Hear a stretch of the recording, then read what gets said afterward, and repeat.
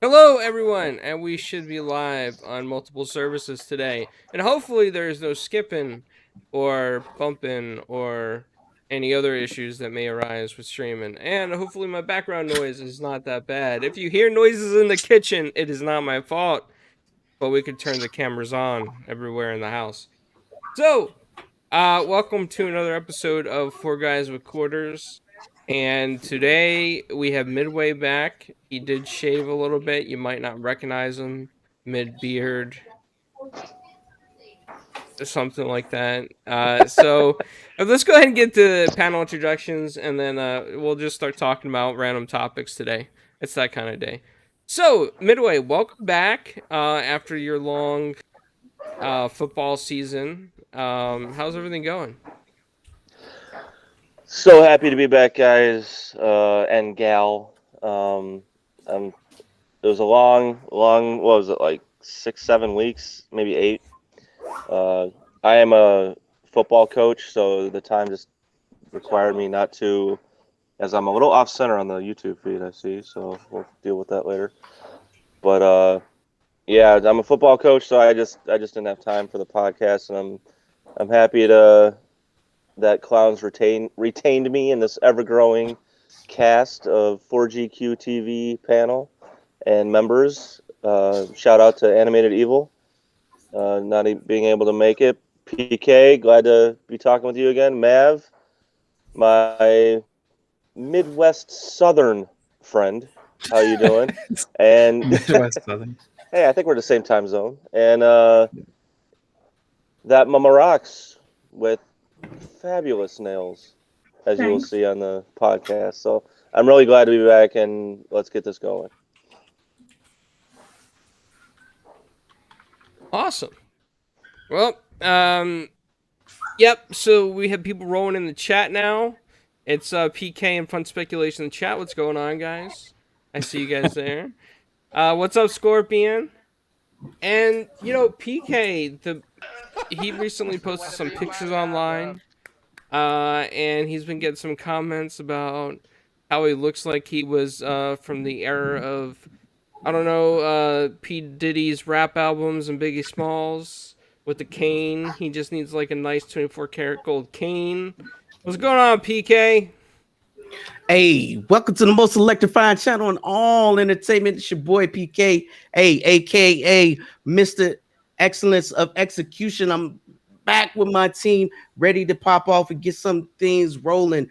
Thanks for coming back, Midway. Miss you, miss your beer, miss everything. But you know what? I'm glad you're here. Glad Mama came through. You know what I'm saying? Missed her too. It's been a little lonely out here in these streets, but I'm glad y'all showed up, bringing some company. So let's just have a good conversation. Let's get it. Yeah. I can never match that energy, PK. So I'm gonna have to record something that you do, and I'll pretend it's me speaking. I'll just move my lips. Thank you, Stephanie, so much for that. It's appreciated. And Mav, what's going on, man? I mean, like this, you're gonna be doing 4 podcasts today. You probably haven't slept more than like 2 hours between each night. You are probably going to enter the Guinness Book of World Records, and if you don't, I'll just tag you in there and enter for you, because I think that you've done more podcasting lately than anybody I've known. What's going on? Hi. Hi, it's me, Mav.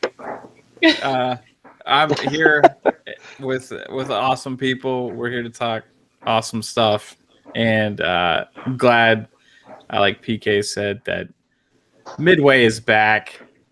I feel like it's been a while since Mama's been able to be here as well, so that's awesome to have both of you here. It's going to be fun. We're going to have a fun show, some fun things to talk about. So let's get it rolling, guys. Yeah. Well, we know the real reason why Mama came through. She wanted to see if Midway's beard grew back any faster yet tonight. That was part of the Sorry. reason. I hate to disappoint. Yeah. When the beard grows back, you're gonna miss those dimples, you know. We'll see if the beard goes back. Uh-oh. Yeah. Uh-oh. Whoa, wait a minute. Those are fighting words. It's gonna be in the 80s, man. It's gonna be a little hot. Yeah. So, what's going on, Mama? And how's the UK treating everybody over there? It's treating us good. Hi, everyone. I'm back. Been gone for a little while because I'm back working now. So it's mega late for me here, but I'm not working tomorrow. And, you know, this one's back. So. This one. This one's This one's back. This back. one. Thanks. Is it the one who shaved part of his beard? Yeah, that one. That one. I like it. I like it. Well, that's all that matters, right? Yeah. So, I mean, there's one of the biggest topics so far, I think, this week is that second Extinction came into game preview, and I've seen a lot of people play it. I haven't really played it that much because I played solo, and I got mad at it. And the dinosaurs like pop up out of the ground out of nowhere, and it's like they know where you are, and like, how do they know where I'm at? They're supposed to be like obsolete creatures that are not that brilliant, but they are very smart. And I know Mav's been playing this a ton with a crew of people. Try lots of people. Mav, so let's get right into it. Let's get serious about the second Extinction. Number one, is this a Destiny killer? Number two, is this an Outriders killer? And number three, are you having fun with it? No, yes.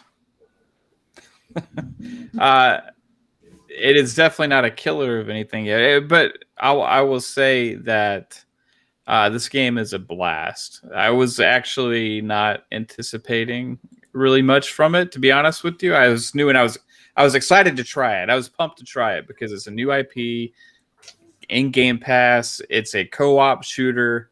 I just love those kind of games because hanging out with your friends, kind of like turn your mind off, shoot stuff, have fun. And I knew that was going to be fun, right? I knew that I was going to have fun doing that. And it was in Game Pass. So I didn't even have to pay for it. So I was pumped. So I set my stream ready. I was ready to get it going. It was like 7 a.m. I had it ready. I installed it. Me and Dreadpool and Psychonaut started streaming it. And dude, there was like a lot of excitement around that game at launch. A lot of people excited, I guess, for a new IP, new Xbox game to come into Game Pass because that stream was crazy, bro. It was insane. We played for like 4 hours, and just I was crazy impressed. For a game that's in game preview, it's $25 if you buy it, or it's in Game Pass. So you have that option as well. And for it to be early on game preview, like I said, it was frame rate was butter, super smooth. The gameplay was solid. I thought it was beautiful. Explosions are crazy, dude. And the gameplay was absolutely relentless. Just like dinosaurs flying at you all over the place. It was a blast. We had a really good time. So, there's like bugs here and there, mainly with like servers occasionally, but it wasn't anything that was like crazy bad or anything. So, I have a high hopes to see, like, because this isn't game preview, like what it's going to turn into over time, right? Because there's going to be so much more coming to this over the coming years, I would imagine. This game is built to be a sustainable thing, right? So I'm excited. I think they're onto something here for sure. So when I was playing this solo, which is not advised at all, everybody who's listening, playing it solo is definitely, it's not a lot of fun solo. It sucks. Yeah. I came across this little camp thing and a little computer, and it was like, kill dinosaur goo around camp. I started killing all the goo, and I thought, okay, this is probably like a light mission to get into, no big deal. Killed all the goo, and all of a sudden I'm being attacked from all sides of this place, and this attack goes on for like probably 45 minutes. Like, it's not like a 10-minute attack and then you like stand your ground and you get the camp. It's like a 35-minute attack of me running in circles, dying, having to respawn, go back to the camp. Finally, I do win, and I secure the camp, and I'm like, wow, I can't believe I got this. I go to open the door, it doesn't even work. The door doesn't open, it's just there. And then I learned later that it's just a spot that I can fast travel to through a pod if I'm that dead. was optional. What? that was an optional thing that you did, but hey, it's good that you did it and you pushed through. You know, I think the game is definitely meant for 3 players right now, which it has a matchmaking option, right? So I advise you to find some guys. Now, if you want to play with me sometime, we can definitely wreck some dinosaurs together. And it also sounds like you may have been in a high level threat area. Yeah, it was red. I thought, Yeah. oh, red is where you go first. If you have green fog-ish haze around you and the threat level is red, and you're playing by yourself, good luck. Yeah, so speaking of that, the next place I went to was a hangar area, right? Are you familiar with the hangar? Yeah. Mm-hmm. Okay, so I went to the hangar from this red area. That's another red area at times. Yes. Well, I was like, okay, this is gonna be a breeze. Open up the doors, shoot some goo. Open up the doors. I got like a Triceratops chasing me. Yeah. I got a T-Rex on the other side of me. I got all these venom-spitting dinosaurs. I climb on top of a Jeep, and I'm like, yeah, they're not going to get me here. Next thing I know, I get, like, spit on by some tall dinosaur, and I'm insta-dead. Like, instantly. Yeah, and I'm there's lightning dinos. There's acid-spitting dinos. There's dinos that will, they're like ninjas. They'll, like, do somersaults and kick you in the face and stuff. And it's pretty crazy, dude. Yeah. So avoid red. So what I'm learning from you right now is avoid red areas, avoid foggy areas. If you see big dinosaurs, just run away because you can't handle them yourself. And watch out for ninja dinosaurs. Yes. Play with friends. And play with friends, or at least find randoms to play with to make it a little bit more exciting. It would be nice if they did add like a separate mode that was more catered to, just solo play. I'll say that. Maybe they'll add that later on. Yeah, I wanted to make like the T-Rex my friend and ride it around and make it eat things, but apparently you can't do that in this game. That's not the objective. No, okay. So it feels like Jurassic Park and all the dinosaurs are on steroids and they're all out to kill you and they find you. And there's even dinosaurs that are not related to other dinosaurs that call in more dinosaurs. Like, you figured they'd be fighting each other. Instead, it just calls other carnivores to come chase you. And they're like, yeah, let's get the human. We're not going to attack each other. Yeah, that's called a watcher. Yes. Yeah, they want the little scrap human instead of, like, each other that's full of meat. I don't get it. Is there anything... Think of this like Left 4 Dead, right? It's like Left 4 Dead. You don't play Left 4 Dead by yourself either. You know what I mean? It's kind of like that. I did play Left 4 Dead by myself.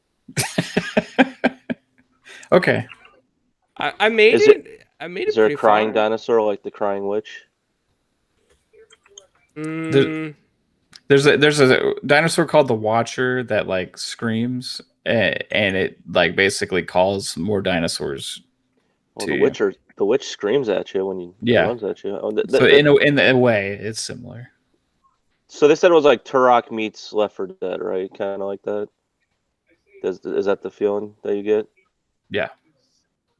And how's 100%. The gunplay in it? Because I haven't played it yet. Or I don't. I'm telling you right now, I hate previews. I hate betas, and demos. If done right, they're okay. But I just don't like doing that. It feels solid, dude. It feels like a solid experience. It doesn't feel like something. It doesn't feel janky. It's not like a janky mess or anything. It feels like a polished experience. It's like a smaller experience right now. Like there's a whole campaign you can play that's called Tundra, and I think they're gonna have more campaigns over time. And the campaign's made of like 6 different missions, and you drop into this open world environment. And you have all these different objectives to do based on your mission, right? And so but the gameplay, like the graphics, like it looks really pretty, right? It's got a really cool looking environment. The different missions you go into, like the time of day will change, which gives the map a different feel and different look. The guns are there's like only my wife's messing with the lights right now. She's messing with the hue lights behind me. I can see it's like SOS, the red one in the background. Yeah. So Cut the red wire. The guns, there's like 2 people that have a minigun, right? You know, the big, minigun. Then there's 2 people that have there's a guy that has a grenade launcher, then there's a guy that has like a sniper rifle, but it's like class-based gameplay where each of the characters have different abilities as well, right? So there's that, it has that going for it. But the guns themselves like feel really good when you're shooting. It doesn't feel like, it feels good, like solid gunplay. And then you can upgrade your weapons by getting experience and doing things. And then there's also like timed events and stuff that happen. Like twice a week, they're doing like timed events. And there's also contracts you can take on to complete challenges to gain experience points to upgrade your weapons and further. And then as you level up, you unlock more weapons, and different characters are able to use different weapons. So there's a lot to it to go to give like a replayable experience right now, even though it's a smaller experience. The dinosaur detail is really, really nice. Mm-hmm. I saw one like trying to kill it was like one of those like middle ones. It wasn't quite a T-Rex, but it was like one of those little, like it took like pretty much a village to try to get that thing down. So, I mean, it looks very interesting. I just there's a stigma with like previews and betas and stuff. Like people gives the first impression is always the most important. So I tend to want to hold off on those. Yeah. I want to play it. I remember being interested. When was it shown? It was last year at a Xbox event. I think it was at the May showcase. Yeah, it was the third party showcase, right? The third party one. That's the one. Yeah. Since then, I've wanted to play it, but I won't play on my own. Midway. Well, duh. Play it. It is. I'll tell you this: out of all my takeaways from this game, it is relentless and fun, and the explosions. The first time I was like, something exploded next to me. I was like, "What the heck was that?" Like, I mean, it's like it's some different stuff. You guys will have a blast playing it. I love like playing Outriders. You know, you get those moments where it's just like nonstop. Yeah. Yeah, that's like it's almost addicting. You know, like you never want it to slow down, but obviously, yeah, it's as Clowns puts a nice what is that emote in the stream? Anyway, so yeah, no, it looks exciting, it looks fun, and if Mom wants to play it, I guess I'll have to join her. So I just want to. Yay! I need to point out here, right? The first GIF I posted with the dinosaur with the jump rope, that's like if you're playing with your friends, like Mav, and you're having fun, you're killing dinosaurs. The second GIF is me in a raft trying to survive, and it's like, I'm stuck! Help me, please, somebody! And my dog agrees, and he happens to be right next to me. That's great. PK, have you tried it out? No, man, I'm downloading it. Actually, it just got installed now. So he's playing it right now. No, I just installed it on PC, and I'm definitely check it out from there. I feel like game previews is good though. You know, I had a lot of fun with that other game where it was like kids or something. What was it? You got to do the building around it. That was dope. Yeah. Is that still considered a preview game? Yes. But they added so much to it, man. It was super addicting, man. I built the skyway across the entire backyard. I built a hotel, everything, man. You should see it, man. It's crazy. But yeah, game previews can be fun, man. It just depends on the game, I guess. And Ark if was you a like, preview game too, right? yeah, How long can you be in preview? I guess until the game is finished. I mean, look at what's that one zombie game? Something Z. It was in DayZ. DayZ was in freaking game preview for years until they got official launch, and it's no different than it was when it was a game preview. So It's just like Steam Early Access, right? I mean, the same concept. yeah. So there's a lot of those Steam Early Access games. Like I think Baldur's Gate is the new Baldur's Gate is in early access still. I mean, I know we're like I'm just starting to like argue about the whole preview term because I mean you might as well if Grounded's been in preview for so long and this is gonna be in preview for God knows how long. I mean, you might as well just call it a Sea of Thieves. You know what I'm saying? Like it's why not just release the game and unload content on it? Well, one thing that Midway is like this. Usually with these things, you have the opportunity to buy it for cheaper if it's in preview, right? So if you actually purchase a game, sometimes when it's in preview, they'll allow you to pay less for getting in early when it's an unfinished product, and then when the game is finished, you get the full thing when people later on may have to pay like the full $60. Now that's not this. I don't think that's the case for every game in preview, but and I'm not sure how it's going to be with Second Extinction, but that's something they've done before, for sure.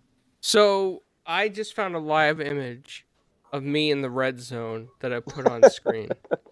Okay, I am the cat, and I'm trying to get this Tyrannosaurus Rex away from me because it is about to kill me while I land on top of a Jeep. But that is that's a live scene, everybody. Live footage. And your dog agrees again. He does agree, yes. Dude, that's Second Extinction. That's what the game's like. So you just find yourself like shooting and backing up the whole time, like stay away from me. Pretty much, yeah. Yeah. Now, Mav, so there's another thing to this game, right, that I think is important. It's characters that you pick to play. Now, as a solo player, I picked the guy that shot these like mega bombs and had an orbital thing that shoots from the sky, like Hammer of Dawn. Yeah. So was that the right guy to play solo? I don't think there's any guy that's the right guy to play solo. I will say this though. He is, depending on your loadout, he is very self-sustainable because he has ammo that he can drop down on the ground and pick up quickly to replenish his grenade launcher and pistol ammo. And then also he has an equipment loadout to bring down a actual equipment replacement where you can replace your syringes for your health. So if you play that character, you pretty much have an unlimited supply of health, an unlimited supply of ammo, if you play it the right way. So he's very self-sustainable because one thing that a lot of players run into issues with is needing ammo. And if you're playing by yourself, you're purely reliant on needing your own loadout for ammo and not having your teammates to also have their drops, because everybody can bring something down from the sky, and you can either do like health or equipment, or you can do ammo. And if you don't have that two teammates to help you restock, then you're relying on yourself, right? So he's the best character for that, just because his loadouts work really well for being able to get everything you need. Plus, he has the hammer. They took it straight out of Gears of War. It looks like the Hammer of Dawn, just shooting down from the sky. He has that if you get into a pinch to be able to take out like a mob of enemies, right? That's his like ultimate ability or whatever. And then later on, you can equip I think he can equip the carbine rifle, which you unlock around a level 10-ish or so. And he has the grenade launcher, or you can use the scout rifle. And SMG or pistol, one of those two. Yeah, the pistol worked really well for me. I was able to actually shoot things with it because the grenade bouncer thing, it was only if they were like in a pile together I could kill some things. And then after my experience with this game, okay, I got a message from the T-Rex, and I'm gonna show you on screen what that message was. Okay, so here it comes. This was the T-Rex to me after I was done playing. It wanted me to come back in the game, and I quickly dashboarded after that. Yeah. And I haven't touched it since. It's Yeah. a true story. True story. I feel like people that are complaining about the game right now probably had a similar experience that you did. They just dove into it by themselves and like got absolutely demolished and were like, "Screw this." You know? So Yes. basically, the T-Rex is saying, "I don't bite hard." Yeah. It's like, come back to me. I love you, buddy. Just come back. You only We get can so be many friends. lives. Come back. Let's get it on. So, anyone else have any other thoughts besides my adverse experience to Mav's very positive experience? Do they have the light machine gun in it? There's an LMG, but you unlock it later. I just unlocked a machine gun. Yeah. Because I'm gonna need But 100 there's two rounds. characters that have a minigun, like the spinning, Yeah. minigun, right? You get that at the start, but man, that thing chews through ammo so fast. So you need to make sure you have somebody in your squad that has like an ammo replenish. I'm a Technomancer in Outriders, and I just got the minigun, and I love it so much. Yeah, the miniguns are fun, dude. And this one is awesome. It spins up, and you can just demolish dinos, dude. They like pop almost, And if you throw grenades, you can send them like flying like 100 yards in the air. It's pretty cool. Cool. Well, real quick, I know that Midway just brought it up. Outriders, right? I love Outriders. I think Outriders is better than Second Extinction, but that's my opinion only because I am powerful enough to play Outriders solo on Tier 15, World 15, and Tier 15 Expedition. So now I like the game a lot. Before I was powered up enough, I did not like the game as much. So it made a big difference for me. I gotta say that. And I'm getting legendary gear sets now. The only problem with that game that I realized that it was too late for me, to everybody who played the game on this panel, I don't know if Mama's played it yet, is that the Devastator is the weakest character in the game. It wasn't before, though, right? No, he was always the weakest. It was like the other characters that had buffs. The Devastator, there's some people that got all the right gear and they maxed out the right things and they got lucky with like other gear with cooldown and stuff. They really had a farm for it, right? But the Devastator is one character you just can't go through the game and then expect that all the lucky gear is going to drop for you. You have to really farm for the Devastator, and otherwise he's pretty weak. I've been kicked out of many tier 15 expeditions after it was over, probably about 17 so far, maybe 17 to 20, just because I was the Devastator. Are you telling me that they're like, what class are you? Are you telling me that they classist you? Yes, they did. Wow, that's That's ridiculous. And to those people that did that to you, they don't deserve your friendship. Exactly. You can find better people to play with clowns. I did. I found another Devastator today, and There you go. he had the same problem as me. And Friends for life. yeah, me and him, we did not kick each other. We stayed together, and we got a couple of those. I don't know what PK calls them, technomancers that shoot the toxic goo. They hung out with us for a bit, and then they would leave. Rounds. Yes, the blighted rounds. But then they would leave after every expedition because they're like, "Oh, you guys don't put out good damage. See you later, suckers." But That's ridiculous. it is. So I hope they buffed the Devastator. That was just my 2 cents in Outriders. Mav, I know that you probably haven't played Outriders in at least 24 hours, but so did you have any experiences like this in Outriders? Well, I don't remember anything past 24 hours, so I can't speak on that. No, I mean, I didn't get deep enough into it yet. I just been hopping around, like other stuff's come out. Others wanted to play some other games, and um, guys that I was playing with, they kept getting booted. Like Yes. at the early on, it never happened to me. I never got it. Well, actually, take it back. I got dashboarded once. Besides that, I never had a problem with it, and I'm like level 21 or something, I think, and world tier 9, I think, maybe 10 now. I'm not sure. So I played it quite a bit and having a great time. I love the game, but I'm going to dive back in. Supposedly the servers are doing better now, so maybe I can convince. Better-ish. Yeah, better-ish. Yeah, I hear mixed things. So Just ask for Mom. the most part, I've been hearing that they're doing better than they were. So I'm hoping if maybe some of my friends that have been getting ejected will reinstall the game and play with me once more, because I need to finish it. I think it's a very special game with gameplay. Like the gameplay in that game is very unique, and the abilities and stuff, the way they play off of each other and everything is really good. So I'm definitely gonna play more of it.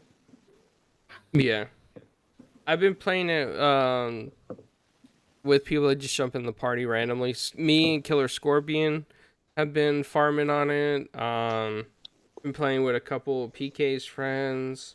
Shout out to Zebo Slice, wherever he is. He's probably working. Haha, you're working tonight. So yeah, so some of those guys just hopping in randomly. I did play it with some of the Iron Lords. I played with King David. We had a blast, but once again, when I played with King David, that was before I had any legendary gear, level 50 gear, and man, and my Devastator just like, I mean, you could just hit him with like a thumbtack and he'd be like, ouch, how bad he was. Which is odd, because for him being a frontline Tank. class, yeah, I mean, they're supposed to be the toughest, and yet they're being like, oh, my finger hurt. You know, I mean, that's a game flaw, definitely. I mean, Trickster, I mean, that Mumarash can tell you all about it. Trickster is a pretty badass character. Mum. Yeah.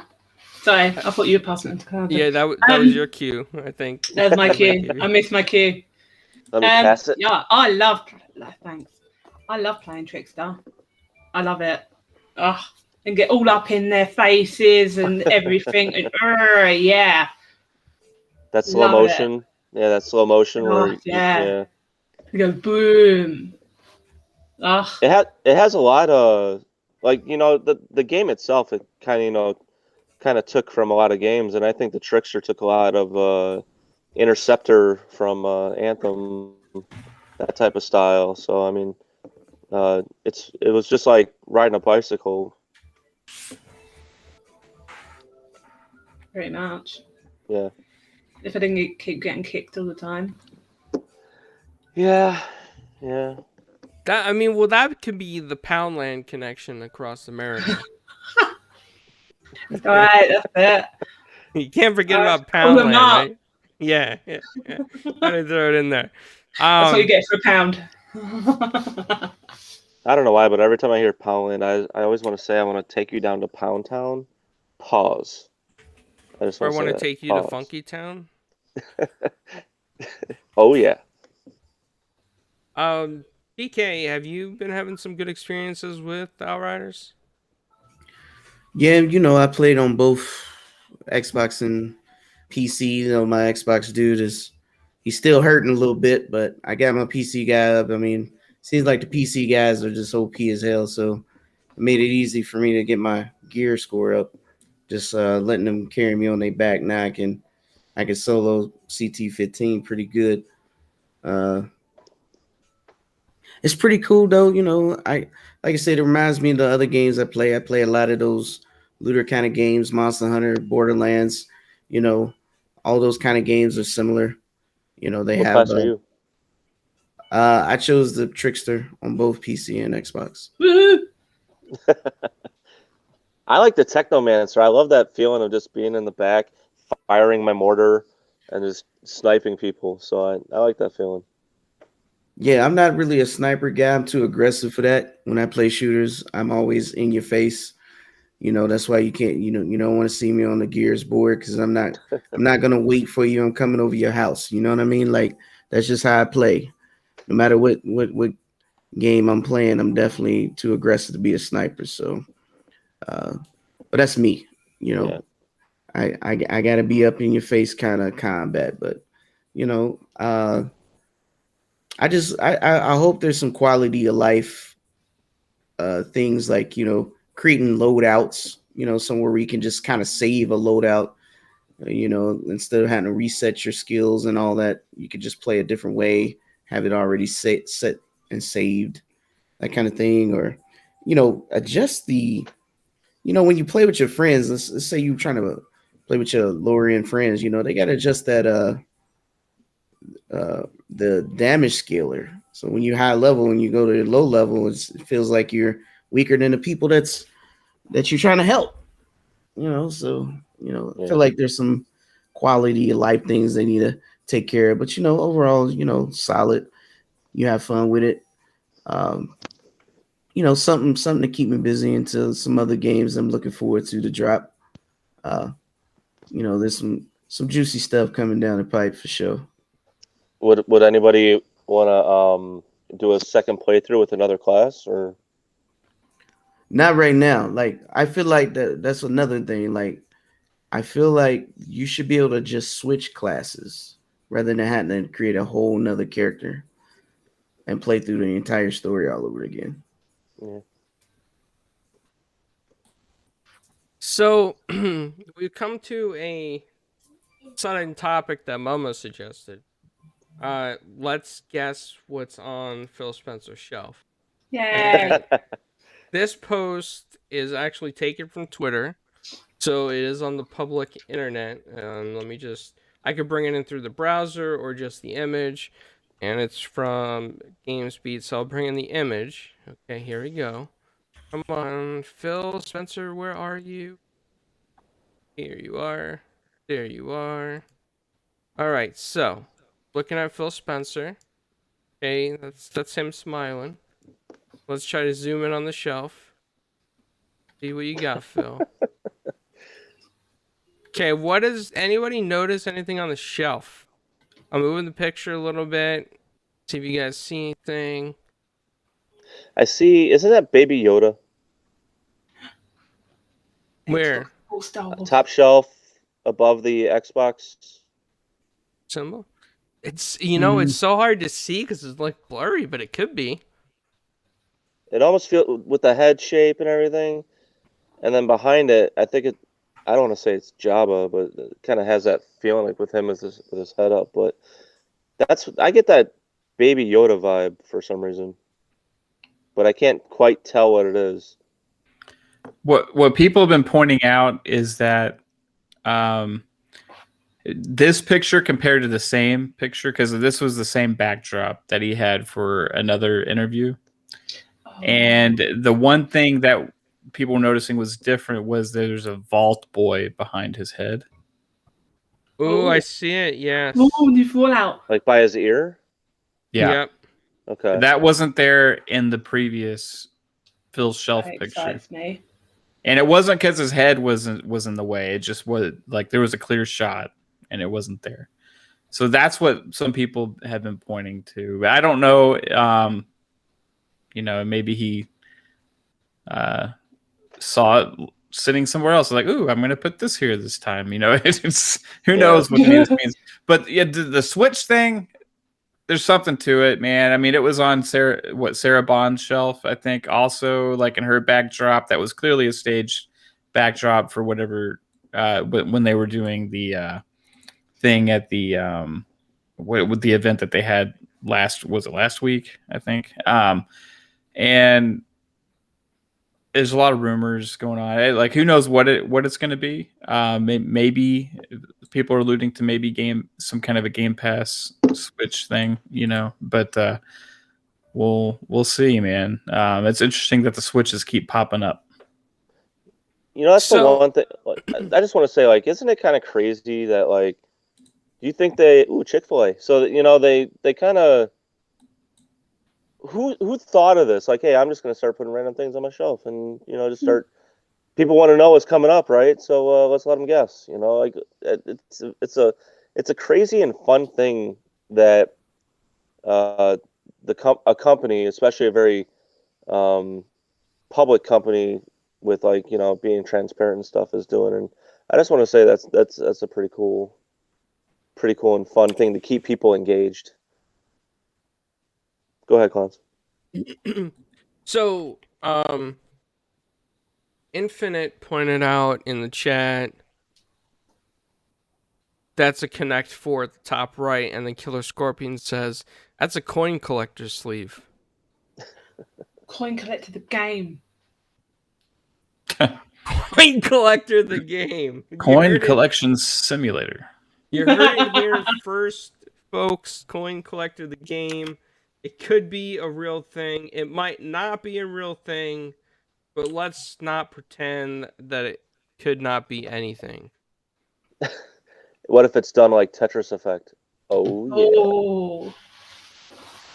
I like that game. Fun game.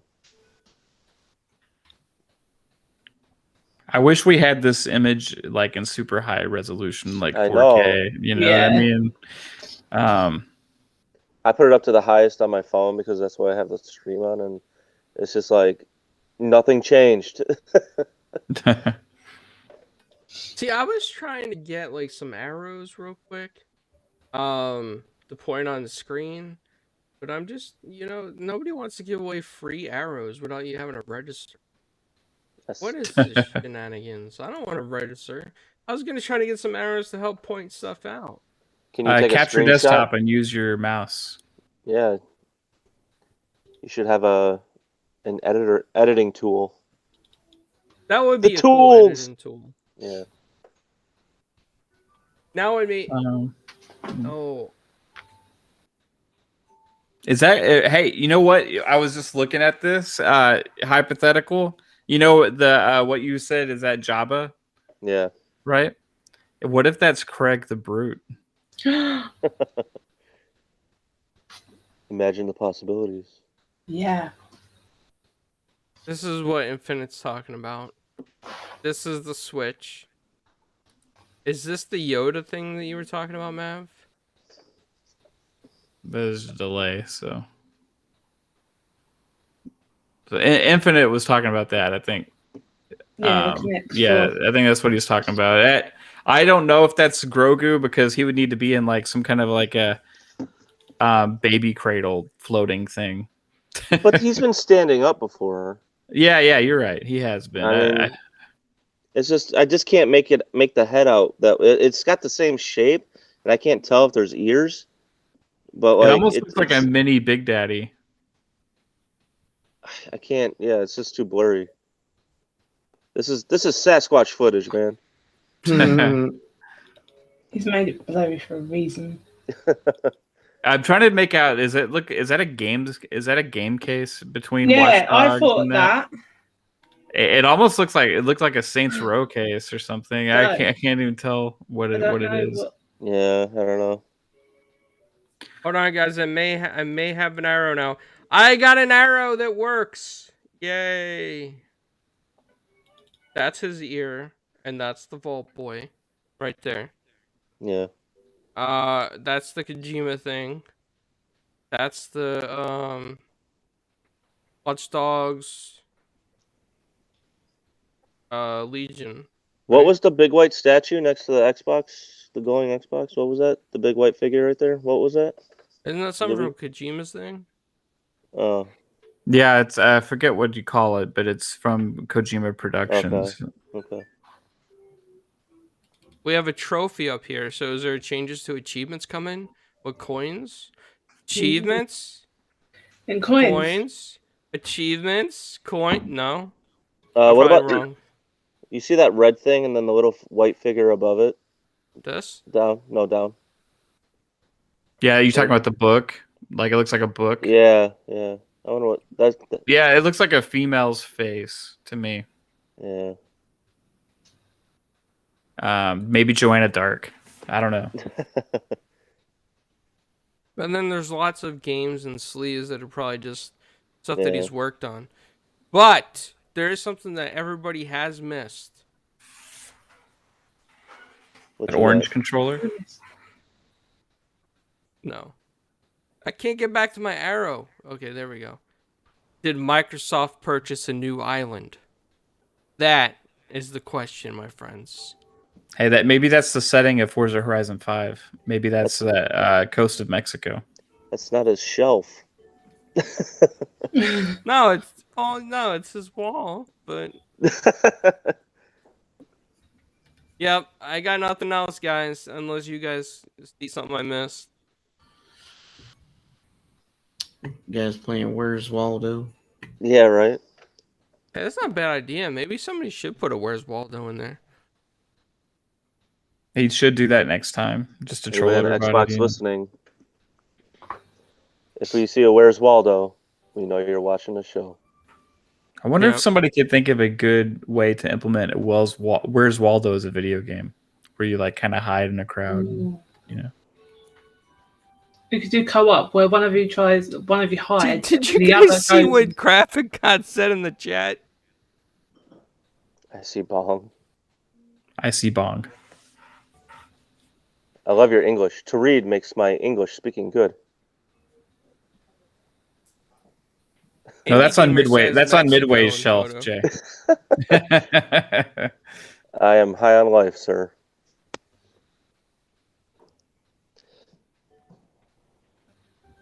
To get back to some more topics here, right? I think this is kind of interesting. Indie Gamer actually may know a little bit more about this or have some more ideas on this because Graphic God in the chat wants to correct you. So Xbox is trying to compete with the, I guess, like the Epic Store and Steam more.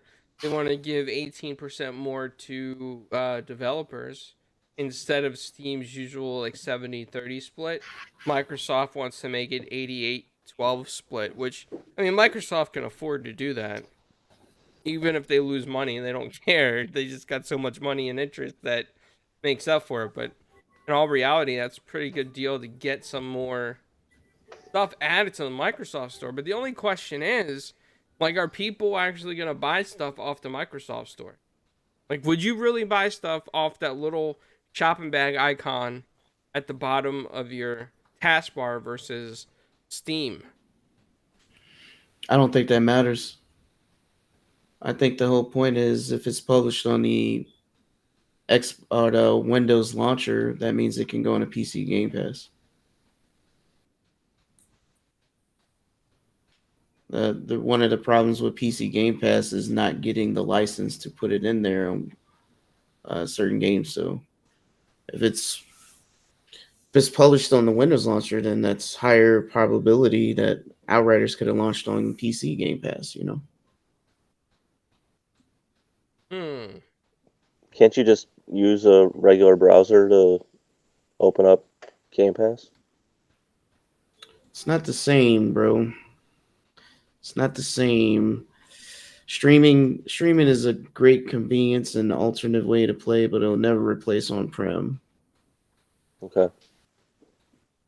I'm not a But- PC guy, so like anything, any information, I'm just asking Well, questions. It's just like streaming a movie and then buying a 4K Blu-ray. The quality difference is huge.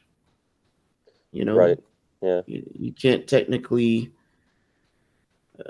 stream a movie at 4K with the high visuals as you can watch it from a disc. So, Right.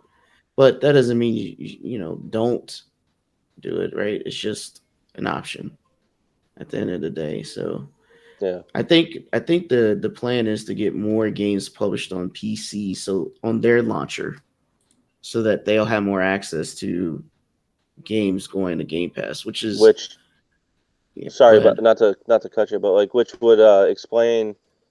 I don't know if Clowns had this as a topic. Forgive me, Clowns, but Microsoft now taking only a 12% cut on their Windows Store, so developers are getting now 88%. Yeah.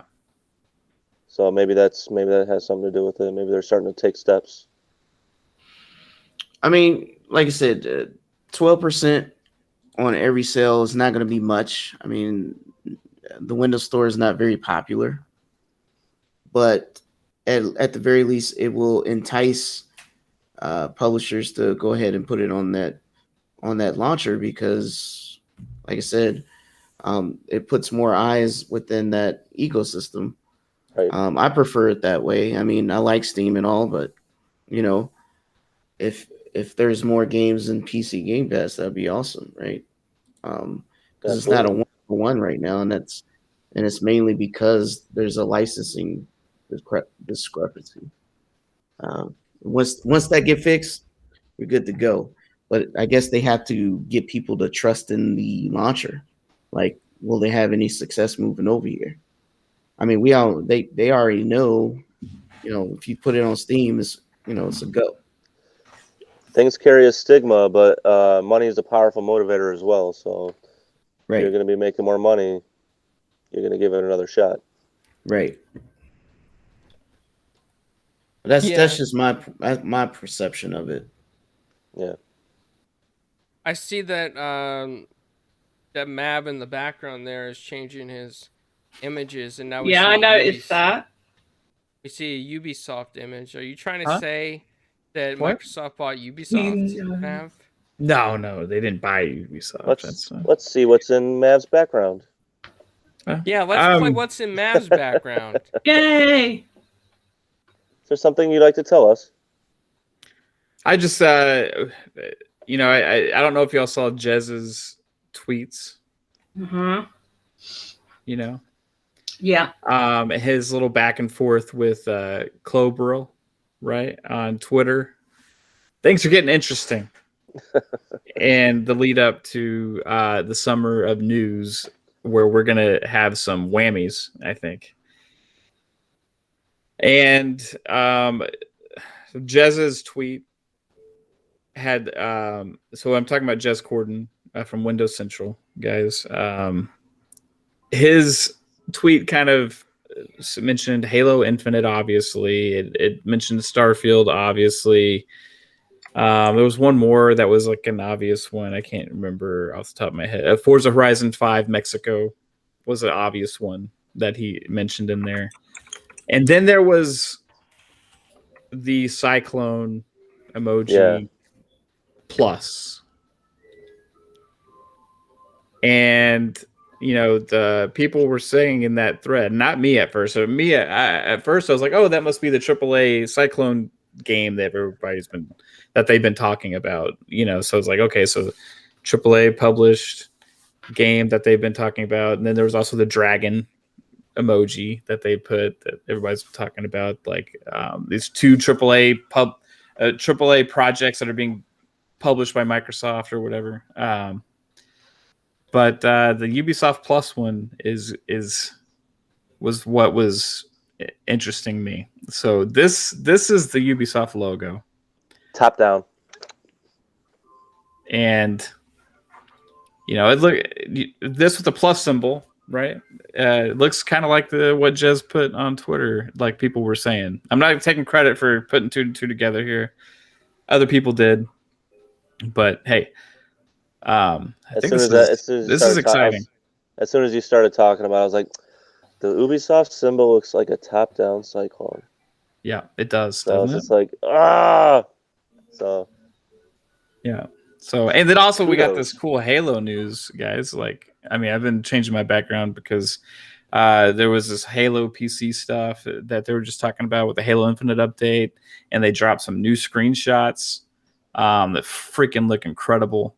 In-game stuff, just yeah. They're talking about for PC. Like, I'm not a PC guy, but what they showed in that Halo Waypoint thing was enough for me to boot it up on PC and check it out, right? Because it has some PC only type features, right? That I'm sure the PC community will appreciate. And they will probably not, they'll probably be excited, a little bit more excited knowing that this game is embracing that kind of stuff, right? As opposed to being that console port type thing before with some games where you don't really get that full PC experience, right? So they're talking about like ultra wide view and all these different kind of things that I don't fully understand. But yeah, it's dude, Halo is, I'm getting pumped, dude. I'm excited. Yeah. What, I'm going to be honest with you. I've heard, and I think you've heard this too, Matt, from the Halo community and people that have probably know a little bit more than we do, that Halo Infinite is supposed to be a really fun game. And it's supposed to be the kind of game that you're going to want to play over other games because the semi-open world is exciting. So I am looking forward to that. As far as the Ubisoft Plus news, I think, after we saw EA access going to Game Pass, I think everybody kind of was hoping for Ubisoft Plus eventually. And I don't know if Microsoft and Xbox heard all the fans or if it's just another part of their making big moves. I think that's fantastic, the Ubisoft Plus. And I believe that rumor. I do believe it. I do believe it's going to happen. When it's coming from those guys, I mean, it's kind of hard to pass up. I mean, they're not usually known for being wrong about things, right? So, I mean, just look at the I guess similarities between all of them. I mean, Microsoft has been preaching, long, engaged service type games. EA does that with Dragon Age. Bethesda does that with Skyrim and forgive me for other ones, but long engaged games. I mean, people are still playing Skyrim. How long has the game been out? Like 10 years? So, and now Ubisoft, who is also into long engaged games. They want that engagement. They want people on the service for months. And when your own service is not really performing how you want it to be, what's the next best thing? Let me go into a service that has God knows how many more millions of people, so that there's more eyes, more talk about it. So I mean, it's only natural. And yeah, like as soon as I heard EA was in this, I was like, oh, who else could be, and I love The Division. I mean, I wish I did this, years ago. So, but obviously we're gonna have to wait for the future games for Ubisoft for us as more hardcore gamers, for us to really reap the benefits of it. But for everybody else who hasn't paid for the game yet, if this is a possibility, I'm really happy for them, and this is exciting time. Indie Gamer says, do you think it will come at a higher price tier or just be added to the deal for no additional cost? Now, I do have some thoughts on this, right? I do think that as of right now, immediately speaking, it will come at no additional cost. I think because so far, Game Pass has been a leading service to get more people over to the platform. In the future, though, I don't know if we're talking a year down the line or 2 years down the line. I don't know if they would have to make some price adjustments to possibly make up for bigger deals or any types of promotions or losses. I know that right now, according to Matt Piscatella and Jeff Grubb, and even Jez Gordon, Game Pass is doing phenomenal. It is valuable both for Microsoft and developers and publishers. but how much can you keep banking with Game Pass and keep buying into Game Pass before something's got to change a little bit? That's the question. So immediately, I don't think any change in the future. I think they'll have to look at that depending on how much people retain the service of Game Pass. Yeah, Midway was saying he loves the Division, right? I love Splinter Cell. I really do. I'm just throwing that out there. just casual. Oh, hello. Hey, how's it going? Yeah. It's How a are new you day. You guys? I didn't hear the doorbell ring. Yeah, I knocked, but no one, I just snuck in. He Doorbell. stealth actioned himself into this He splinter celled podcast. himself into here. Yeah. Yeah. What's up, man? 3-bit. Hey, how's it The going? man that knows everything behind the scenes. That's like, that should be your nickname, right? I mean, if you were like a superhero, you'd be the superhero who knows everything. So he's smiling a little bit. Nah, his nickname on should be this straight faced. He's smiling on this reach this. Ubisoft news. impossible. Psychonauts, what does he know? What does he know, Oh, Psychonauts? Psychonauts in the chat. Yes, he is. Hey, Psycho. I was gonna say, with the whole price increase of Game Pass, then you guys could try and interrogate me. I think the price is going to increase. Like it's going to happen. But I think what they're going to focus on right now is just growing the service. I think it's already a tremendous value, but when they have like Starfield come in, when they have Halo come in, and all these games from Bethesda, and I would say 2022 is when they would probably even consider raising the price. I think right now they're all about growing and growing before and good PR, right? They're pretty much on a good PR streak lately. So if I was Microsoft, I would just keep that up. Don't worry about the price. Just focus on growing the service. Is I see people sort of battle like, oh, Game Pass is not making enough money for Microsoft. And I would say that's not completely true. And it's really good for developers. A lot of developers love Game Pass, not only because Microsoft sort of incentivizes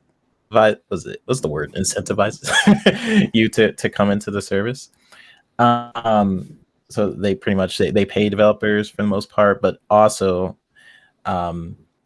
just because you're in Game Pass, you still gamers are still buying those games, regardless of it being in Game Pass, because you also get the discount. People still like to buy those games just in case it goes away. People always have the mentality like, oh, this might go away soon, so let me buy this, and you get it for a discount on Game Pass. So just to kind of go on that, like Game Pass is different than Netflix, even though everyone says it's like Netflix. Because to me, everyone's like, well, is the price going to go up? All that stuff. I mean, it's a partnership, right? I mean, Microsoft is going to get some sort of cut along with whatever's the partnership is with the Ubisoft. I mean, it's not like Netflix where they're just spending millions of dollars to create content. They got partners that are creating content for them for the service. So it's not, but there's got to be a partnership for them to be on the service. So right. I think so it's a give and take relationship where both parties are entering this thinking that they're both going to be happy. So I mean, I don't like the more content, that means the more people that are going to be subscribing to the service, which means you shouldn't have to raise anything. That's all. Yeah, I completely agree. Like some people think that with Game Pass that it's just Microsoft making the brunt of the decisions. Like, oh, this really hurts Microsoft, but hey, good for developers. No, it's good for both. It's very much a partnership, like Midway was saying. Like it's good for both Microsoft, good for the developers. Yeah, Microsoft doesn't own EA. They don't own Ubisoft. They don't own they own Bethesda, but they don't own these developers that have to spend their own money to create this content for it to be on the service. So that they don't have to brunt that expense. Yeah. If I know that some of you listened to Four Guys Recorders a long time ago before it was 4GQ TV now, but if you go back to like, I don't know, year 2013, 2014, I on this podcast predicted that Microsoft would have a Game Pass, and I predicted a digital rental service kind of thing where games would keep coming in and going out. Everybody should go back and find those episodes for me so I can post them. And I also back then I even called it like the Netflix of gaming. And I remember I went on Console Corner with it was GKB, it was She Wolf, and then it was some people. Some of you guys know him as CG, which I won't say the full name because I know many people don't like him. He Trigger. told me that he said, "Clowns, if that happens, that's it. We're done. We're done. We're done. Digital is not good. No, we're done. Everything has to be physical. The whole thing is done. Nobody's gonna go into this digital thing. Everybody wants physical. Who the heck wants to buy digital games?" I got like lectured on this by CG, and then Windows 10 Fam was coined, and I was part of the Windows 10 Fam because I believed in the digital future of the brand that was predicted back by me in 2013. But I wanted to go into the chat real quick, and we've gotten some comments. Psychonaut says 3-bit is the great and powerful Oz. I agree with you. He has a terrible poker face, and he's a good person to ask questions. Like if I could shine a spotlight on his screen, I would, like an interrogation spotlight. It would work out great. Yeah, like we should. I mean, every podcast should do an Ask 3-bit segment. I agree.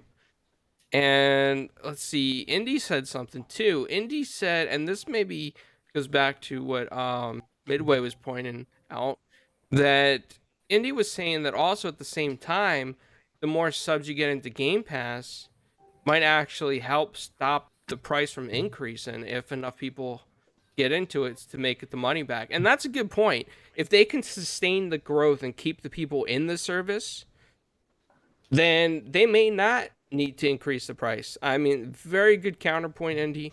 That's something I didn't even think about. So that's an excellent thought. I think eventually it'll go up a little bit, just inevitably down the line, but it won't be like a huge increase. They'll go up a couple bucks. You know what I mean? Like a lot of the services do, but it'll take a while to get there. The crazy thing though is like Ubisoft Plus. Just if you actually think about that entering in, Ubisoft Plus is $14.99 right now.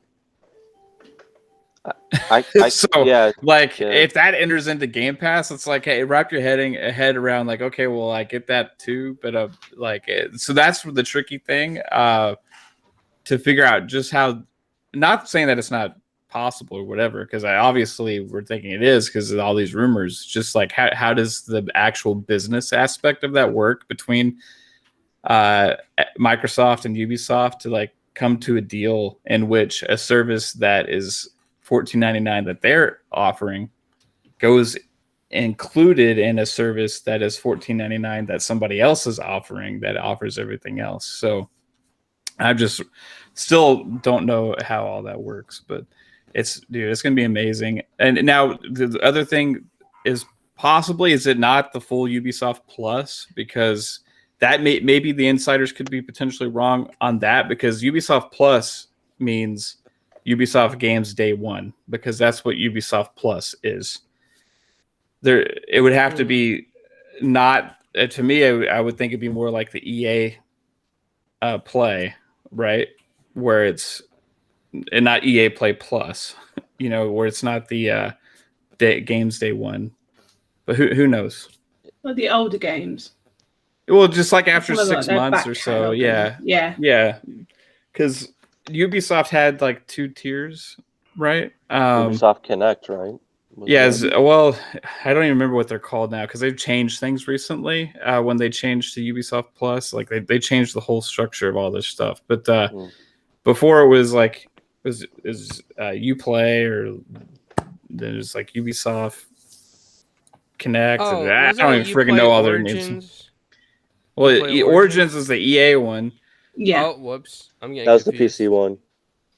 Yeah, and then there's Ubisoft Plus, but Ubisoft Plus was the one where the games get released day one, and that one's the one that's $14.99 a month, right? So that's the one I that's what I don't understand how it's feasible, but I guess it is potentially because that's what they keep alluding to is Ubisoft Plus. So I don't know, man. Microsoft, if you are listening to this and you just have so much more money to spend, you don't know what to do with it, add Marvel Unlimited, add the DC stuff, add HBO Max, add Amazon Prime to it, add everything to it, and only increase the cost by $1, and the world will be a happy place. So I don't see it that way. I think what's going to happen is once they get enough subs, they're just going to drop gold altogether because the Game Pass is sustainable on its own and doesn't need to have a gold or a second service. I also think that they're going to be able to increase more contractual agreements about what comes in day one and day and date. So at some point, I see Game Pass getting all games that are published on the Xbox or PC or Xbox platforms, I should say, day and date on Game Pass. I see that as going to be a norm at some point. It's no different than the Blockbuster situation where, Netflix came out, they had 2 DVDs they let you get a month and before they even started the streaming situation. And then when they started the streaming situation, they really didn't have much content. But they gave you better value because you didn't have overcharges. You didn't have to leave your house. And then eventually they just got rid of the physical altogether and invested more into the streaming. Here we are. The idea is after the digital is the norm to purchase or to consume media now. Streaming, digital games, etc. That's the norm. Well, the gaming or the way we consume media is shifting again, because now it's going to be the norm not just to stream movies, it's going to be the norm to stream games. And if you guys really think that Amazon and Google have gave up, they haven't. Not yet. Well, I know, and maybe Google will before Amazon, but Amazon definitely start putting money into it. So at some point, they're going to also start scooping up a lot of studios or publishers in the same deal. Because they can. I think okay, sorry.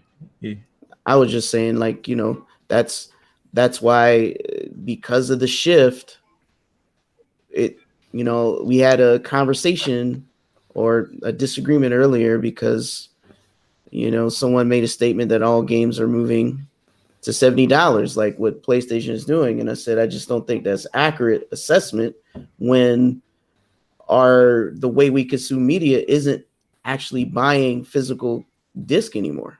You know what, PK, you bring up a good point. And I've just seen T-Rex sitting in bed, patting the bed, asking Microsoft to bring in more digital games. It's like, come here, digital games, come here. Stephanie just mentioned the T-Rex in the bed in the chat, so I just figured perfect timing. Yeah, and I'm sorry, I'm not trying to be long-winded about it, but I'm just saying, this is an example why the negative changes I don't think would make sense. Is it the status quo to spend $70 on a game? I mean, who sets that status, right? I mean, yes, trying to be forced as a set standard by PlayStation, but PC hasn't followed suit. Switch or Xbox hasn't followed suit. Everything's still 60. The thing is, they don't have to pay for the shipping, the stocking fees, the packaging, the publishing of the actual physical plastic. They don't have to pay for none of that. Everything. Matter of fact, most, because it's going directly to the source, they could skip the middleman and paying the typical marketers for any of those extra fees. So I see the way we consume media shifting so large in the next coming years that we're going to look back at this year and be like, I can't believe we were at that point. Kind of like how 2013 was and how we are now. You know, it was kind of hard to believe that even though the messaging was so crap with Microsoft or Xbox, that digital was the way of the future. Don't be surprised that the next Xbox is digital only, or you know, should there be another PlayStation to be digital only. The thing is, because of the change, I do believe those subs are going to bring the value up, but also increase the count so high that you don't need to increase anything. The sheer amount of subs and sales, because people still buy games just digitally for the most part. It compensates for you not to. The difference between Netflix and Game Pass is Netflix do not sell anything. They just do a subscription to stream. If they start selling things, that will be compensation where they didn't need to raise prices. And that's what I'm getting at is a different medium here. And I think what's going to happen is all the streaming services are going to start selling some kind of premium thing on top of what they have in order to get people to see, hey, I got something special here. Well, I just want to say that, you know, there's a lot of what you said that are facts there, right? And I'm going to go back to 2014 when I had an interaction with CG on multiple podcasts, including Crossfire and Console Corner. And I said to him back then, I said, hey, you know, my daughter's generation loves streaming services. They love it. They love Spotify. They love iTunes. They love, you know, anything that they can stream instantly on the fly. And they don't like getting up out of their beds or their couches to put a disc in. They rather just have it load instantly, right? And I think that as a society now in 2021, we are getting to this point where we kind of want everything at our fingertips. And I'm going to I want to ask this to 3-Bit, because I think 3-Bit is probably younger than most of us on the panel. But 3-Bit, when it comes to convenience, right, is being able to just hit a button and have it instantly a big deal for you versus having to get up and put something in the console? Do you ever miss midnight launches at your local GameStop, or would you rather just download it digitally and be ready at midnight? Yeah, I stopped buying physical games a while ago. Like, I haven't bought a physical game. I don't have a single physical game for my Series X. I haven't tried it. Right, I know it's like Xbox One, Xbox 360 compatible. So it might not even work, and I wouldn't know. As opposed to like xCloud and where that technology could benefit like the newer generation, because everybody is moving to this digital space. I think it'd be kind of cool if you can stream like demos before you download it. Like let's say second Extinction. Just have like a stream thing, like, hey, try this game, try the intro of it, and just stream the first mission of it, and then be like, okay, I'll buy it, and maybe a buy thing pops up. That's where I could see where xCloud can really benefit Xbox and their that technology. You could just stream games, just like go ahead and like click on it. But yeah, it's gonna be really cool, I think. So are you like that with your movie collection and with like your music collection as well? Do you prefer streaming service versus the physical items? You like the convenience of like hitting a button and having something on Spotify or iTunes versus getting up and putting a CD in? Yeah, for sure. And I think a lot of people are starting to move that way, because I think that's why like movie theaters are slowly dying out. And why like AMC has I believe it's AMC that they feel like they need to pay Warner Brothers to make sure that the movies are still shown at that theater or at their theaters. It's basically because everybody is watching movies online. There is a threat to physical media going to the movies, and also with games. people are just buying games digitally more than ever before. So yeah, I think I personally prefer it. I'm just kind of lazy though. Like when I'm playing games, I don't want to have to get up, get the disc, open it, and put it in. That's just me though. I just prefer to just be like do do do, and you're just done, right? And I know I'm young, but I'm sure most of you guys prefer the same thing. So like it's just easier, right? I remember the first digital game I bought. It was a Xbox One game, like 2014, 2015, and that first time after I played the digital game, and then I had to get up and put the disc in for the other game. I was like, So much effort. this is not right. Like, why do I not want to do this? It's like You a know what, small thing, but Right. Back in the day, Midway, I was like sitting my lazy ass on the couch, right, and playing games, and I'm thinking like, now this is, mind you, probably 10 years ago. I'm thinking, man, it would be awesome if they could put like a 5-disc changer in an Xbox. You know what I mean? So I don't have to get up and like switch disc anymore. You know, like the CD changers you would have on like the stereo systems. Yeah, I had one of them. yeah. I was thinking, man, that'd be cool for games. Can they do a console and like have that, or like have an add-on so I could just like have Like it some switch sort of disc? weird game, like cheap plastic game. Yeah, that was what was in my head back then, because the thought wasn't even possible of like this digital ecosystem where I have access instantly to 500 games to just play anytime I want to, and to even think beyond that, going into streaming services as they're like xCloud, as it's going to get better in the years ahead, like where it's just like console quality down the line. It's going to be a while before it's actually matches, or maybe never will match actual downloaded hardware, right? But like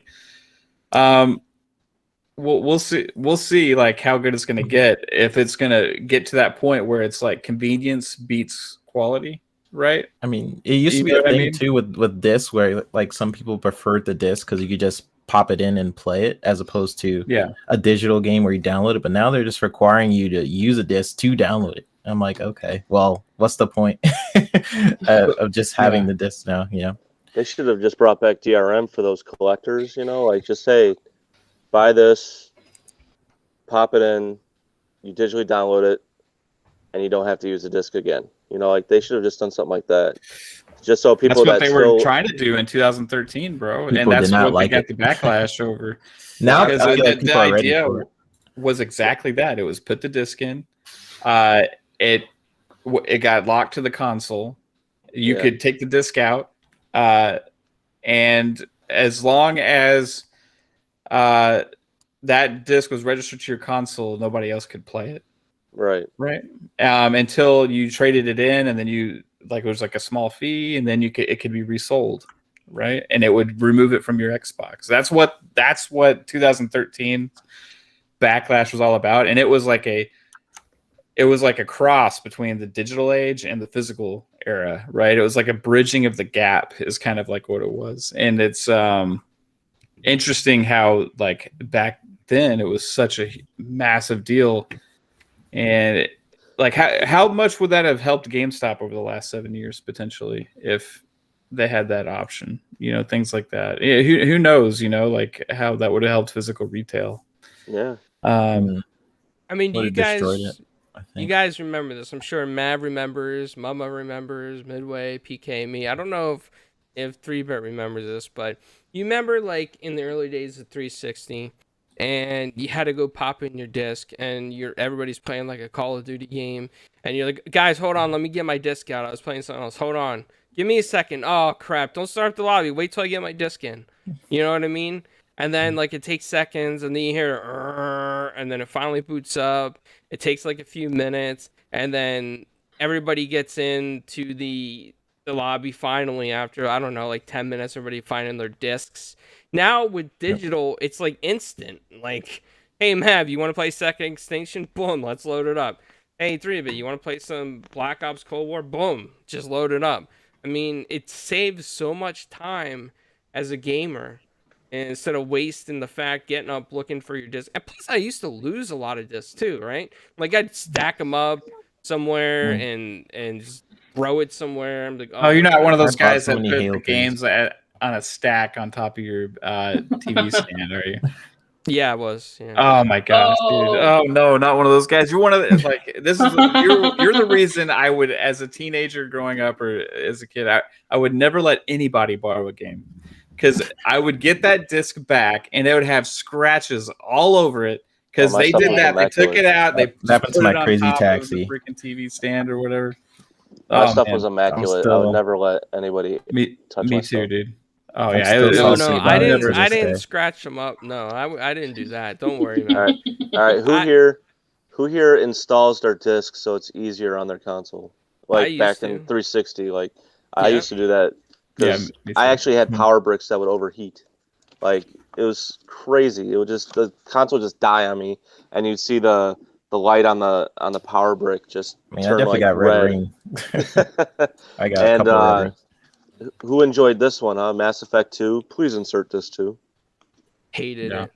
Lost Odyssey as well, right? Do y'all remember the So towel many trick games for that the you had to put 360? another disc in. Halo 3 was bad. If your Halo 3 disc was scratched on the 360, like you couldn't play like certain maps, and it was really annoying. I had like so many copies of Halo 3, and I'm still salty to this day that someone like scratched up my Crazy Taxi GameCube game, and I let them borrow it, and that was the worst. I would have been so mad. Yeah, I was pretty upset, but Mm. yeah, now we got digital, so no worrying about They scratching. don't need to worry about that. Yeah. Now you just got to worry about your console not breaking. You want this external? You want this external? Well, guess what? You can't have it. And Now we're that's gonna- the next thing that needs to come down in price is the what do you call that? Yeah. The extra storage device for the Series X. You plug Not into only that, but they're gonna have to make a bigger one, like a 1 terabyte. no. That's the expansion card is not going to be enough, and I don't expect to start having like, well, let me get my A through F games on this one, and then my G through M on these, and then let That me was put my plan. Alphabetical order. That was my plan before I realized that they were over $200 a piece. $200. Wow. That was my. I mean, expensive. that's how much a typical NVMe costs. I mean, Yeah, it's gonna take a while for it to go down because it's an NVMe SSD. So hopefully they are releasing like competitive. I think Aaron Greenberg said that other manufacturers are making SSD cards. So when that happens, then the price will be a little bit better. the price won't drop until Yeah. the materials are ready and available for everyone.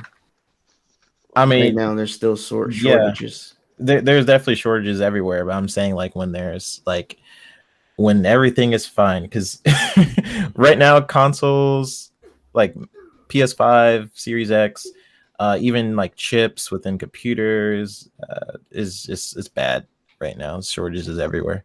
My Western Digital Blacks 850s for 2 terabytes cost $400 a piece. I have 3 of them in there. That's that's typical. I got the external 2 terabyte Western Digital on Amazon for like $349. Right. So, but that's actually a SSD / or hard drive, whichever one you got, versus an internal NVMe. Those things just cost a lot of money. It's just what it is. Yeah. Yeah. It still sucks. it sucks that it's expensive, even like, but it is what it is, right? It's I would rather have the benefit than not of the technology, right? I think the benefit is better, even though it's expensive, but it still sucks that we're still hampered by storage, right? Yeah. It'll be nice eventually when these things get cheaper. It'll take a while, but I'm waiting for the AliExpress knockoffs. They'll say like 5 terabyte expansion stick, and then you get it, and it's like 512 megabytes. Ugh. or you get that third party like that storage expansion by like Cebu Debu, and it's like, who the hell is Cebu Debu? I remember those. Like they had like the what was the Game Shark? You guys remember those? Oh, yeah. There was like cheat codes you could like put in your Oh system. yeah, That's what that reminds me of. I always thought that was cool. It never worked for me. Like I was trying to get it to work for my what was it, Grand Theft Auto 3? It never worked for me. I was always upset. Huh. I never had a problem with those devices. I loved them, man. Ever since Game Genie, I like have one for every system. I still got I think it's a Sega Saturn Game Shark, I want to say. I think I I had a still Super have it. Nintendo. It went that far back. Yeah. no idea. It started Gee, on the Nintendo. Yeah, Game Genie started on the Nintendo, and it had like a little plastic piece that stuck out, so you were able to like pull it out because with it inside and the game and all that stuff, it was like hard to pull. So you had to pull it out with the it was like a triangular plastic Device. piece. For Yeah, the SNES or what? for Nintendo, and then they had one for the SNES. That I remember Right. Game Shark. Yeah, Yeah. Game Genie, Game Shark. They don't What's do cheat Game codes Shark? in games anymore. It's It's like like Game a Genie. it's like a device that they used to have for like kind of like modding / cheat coding your game. Yeah, it's Like- pretty much a cheat code game. And then you could buy okay. it. But it was like in certain game stores and stuff. You could You want hook it up to infinite your lives. console. You want infinite ammo. Oh, That was the Hop way in you the did it Game back Shark. then. Yeah. Yeah. Yeah. You could so even they're- rent. You could even That's rent cool. a Game Shark at stores. I remember that. I think Blockbuster had that. oh, nice. Yep. Yeah, so it was Game Genie on NES and Super NES. They had Game Genie, I think, on Genesis, and then Sega Saturn. I think it was Game Shark. I think they had. I think somewhere along the lines, Game Genie stopped manufacturing for some reason for some of their stuff, and then Game Shark kind of like took over. One of them was owned by Toys R Us. That's why. I don't Um, remember which one. Yeah, so I mean, to everybody who's listening later on or now, it's kind of like what Mav said. It adds like cheats and stuff, but the way it actually worked was it hacked the read-only memory, so it would take some hex code and it would alter it on the fly while it's being read by the machine.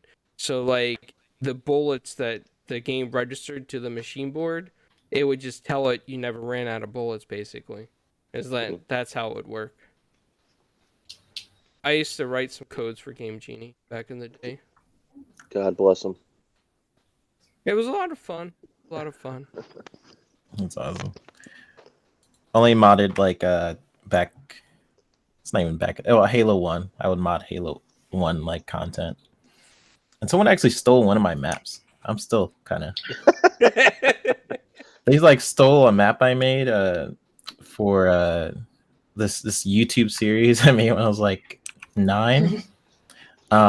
It's called Grunt Wars, and then I posted like the map on they would have like these Halo forums where you can have like custom content and custom mods, and someone like downloaded my map and then they re-uploaded it, called it something else, and then that one got more likes and comments. I was like, "Arr!" They realized they stole from a 9-year-old. Yeah. Oh, Freaking wait a minute. 9-year-old. No. Yeah, I was like 9 or 10. Watch your like map like be the inspiration for like a map in Halo Infinite in some roundabout way that like it's just It goes that back far. in their archives in 343 and they're like, oh hey, remember this thing we saw back in the forum back in Yeah. like Jimmy 35, he did a great job on it. and they give credit to the other guy like They're like, this other Credit to kid Halo. 3-bit was trying to steal it. Terrible. oh man. Yeah, I mean. How do you know it's yours? How do you know it's yours? Actually, that happened with me one more time on Halo 3. It was a haunted mansion map I made on Halo 3, and it got really popular, and I made it. Okay, it was me. It's Just like want to this make it weird- clear now. It was Just you. make it clear now on Yeah. Poor Guys. Did like, Did I you made make Did you make any other mods for any other games like Pokemon that's out there that somebody might have stole that you might want to own up to now before they take credit for it? Use this as my therapy session. Yes. Hello, No, I think I'm I 3-bit, literally. and I'm a video game modder. Hey, one day someone stole my Halo. No, I only modded Halo as far as I know. Then I went into like editing, video editing and stuff. I should have kept doing it though. It was pretty fun. I mean, you never know with Skyrim. Maybe somebody took your Halo maps and found a way to stick it in Skyrim somehow. Might want to look out for that because I mean, they if charge for Skyrim mods. If they can put They Bernie do, right? Sanders in there. Yeah, they do. They have like the like Bethesda's mods that you can buy, right? And then there's the user mods you can buy also. Is Yep. that correct? And then there's like the store on the side. Yep. It's crazy. Yeah, I remember that was a whole thing, and they went to court over it because some guy was basically saying like, hey, you said we didn't have to pay for Fallout. I think it was a Fallout. I remember that. Remember that? Yeah. Like, Yeah. Like we bought the season pass and we were still paying for content like that you said we wouldn't have to pay for, and it was this whole thing. I don't remember what the result was. I think they just kept doing it.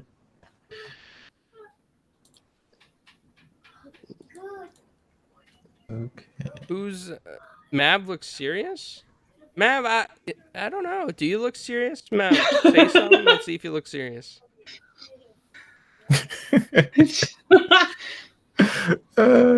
Yeah, he's Yeah, they caught him off guard.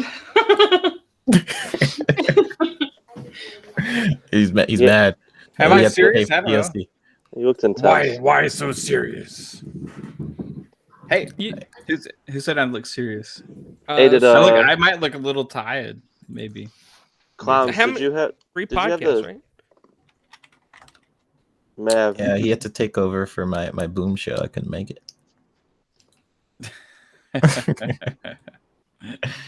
Oh man, it's funny. Was it fun? I Hey, what's hear up, you say- Psychonauts? Psycho. I saw a bit of it. It wasn't bad. Let's see. He had to leave.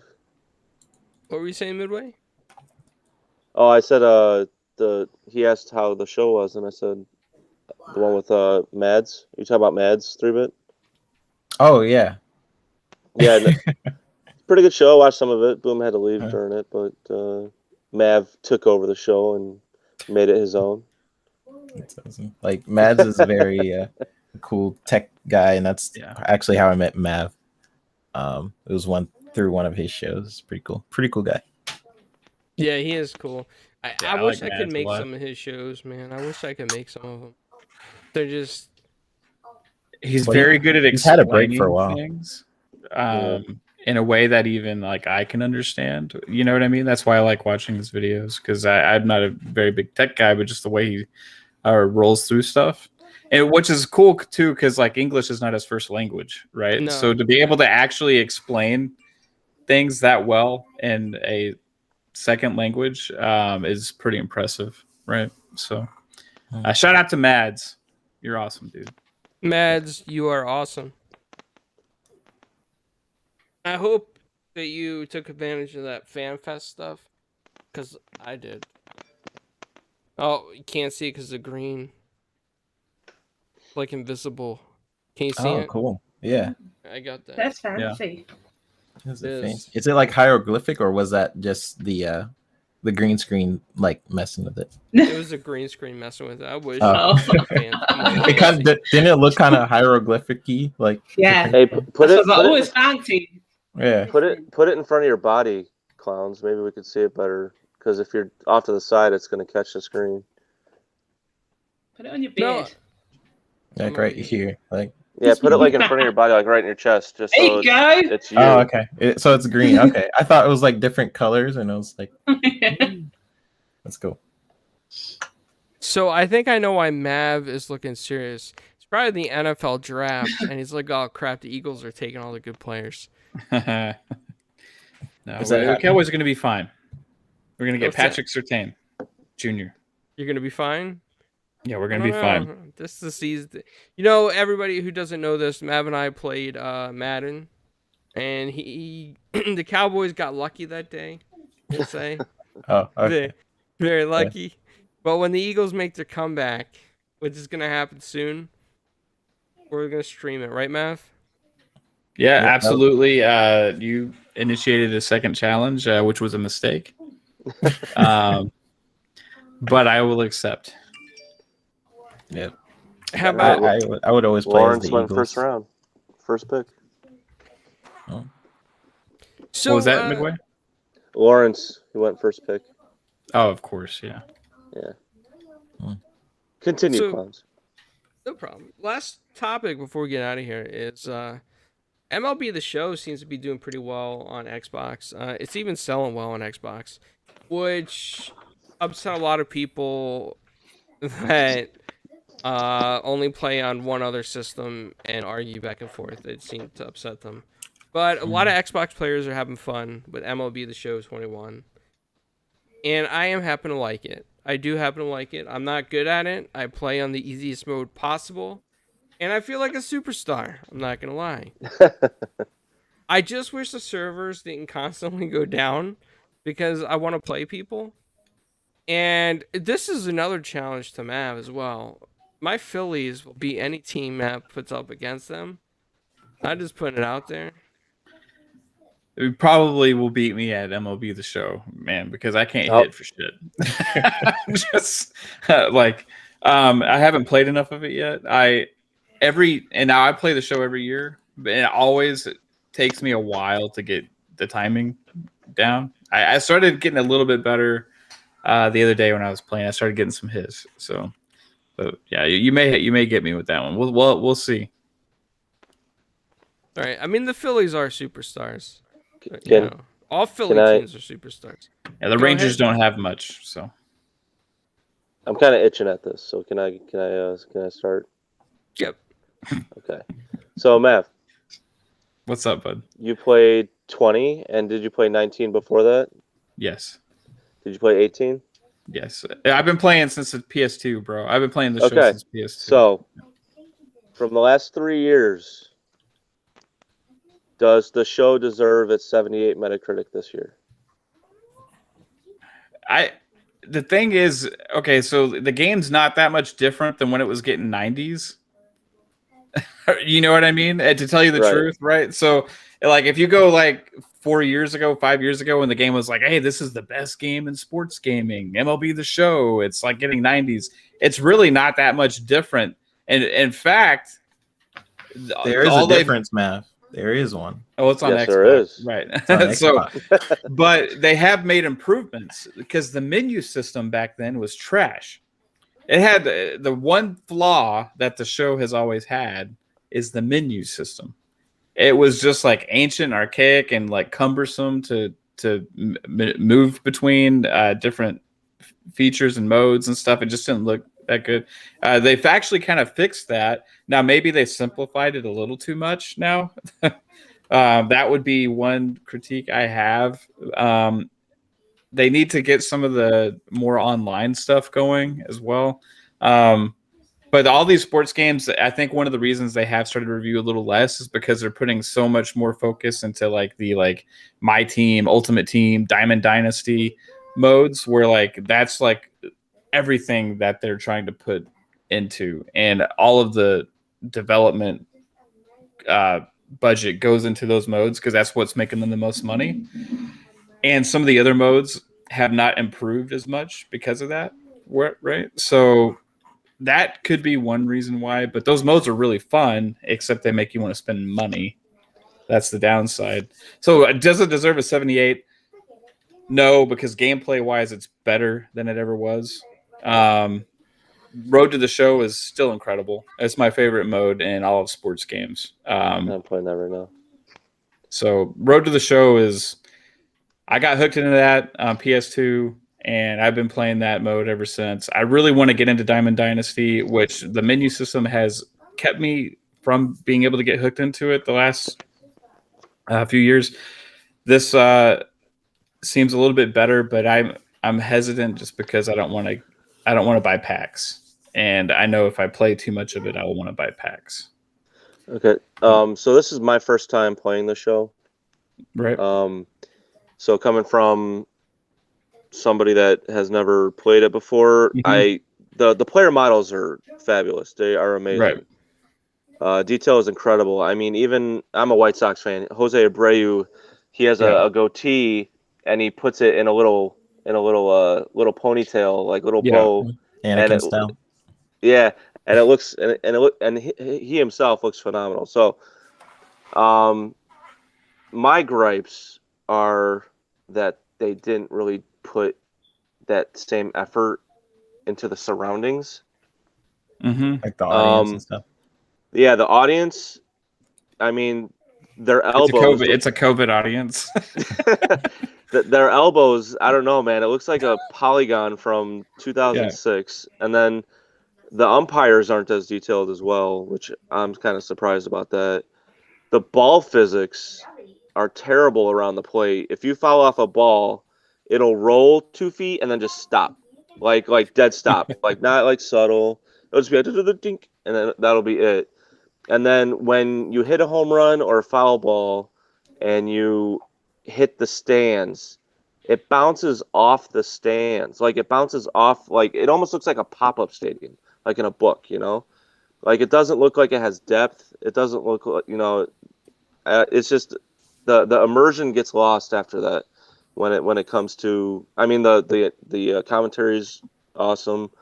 If you have the X and S version, you get to see the radio hosts and all the the people talk from MLB.com. Mm-hmm. And then, but I also downloaded the Xbox One version because I still have a One S, and it's a 27 gigabyte difference between the X and S to the One, and that it almost sounds like a radio show instead Did you of. see it? Was there a difference with the audience and the umpires and stuff between the 1S and the Series X version? To me, no. Right. I was just curious. Yeah, to me, no. You could definitely tell, in the kind of like the resolution and the frames. You could definitely tell in that way Mhm. because I distinctly like felt like the pitching meter, because I went meter with the pitching. I didn't like old school. I didn't do analog. I suck at analog.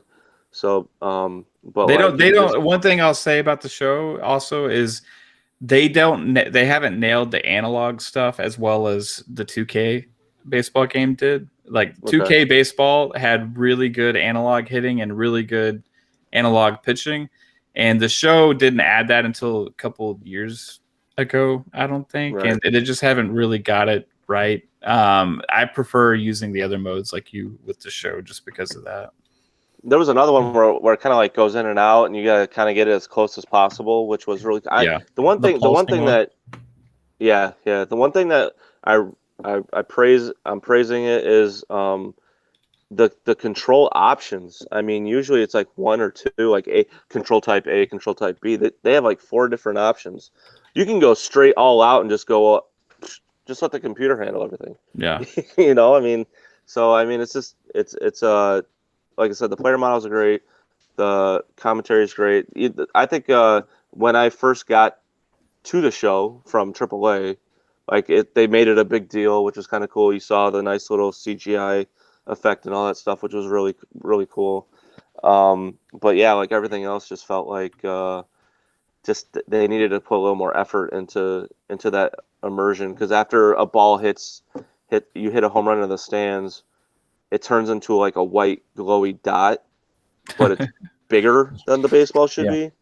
So it's just that is great. And the reason why I asked about the Metacritic too, because I mean, if you look at the user score still on this thing, it's still in the fours.